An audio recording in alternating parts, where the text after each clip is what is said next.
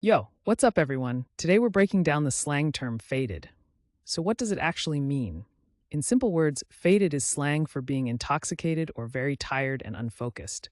People use it when someone looks or feels out of it because of drugs, alcohol, or exhaustion. Sometimes it can also mean something slightly different depending on the context. Where did it come from? Slang usually has a cool backstory. Faded first showed up in hip hop slang in the 1990s. Over time, it spread into everyday talk, especially among young people and party scenes. Now let's check out how to use faded in a sentence. Correct example 1. After the party, Jake was totally faded and could barely stand up. Correct example 2.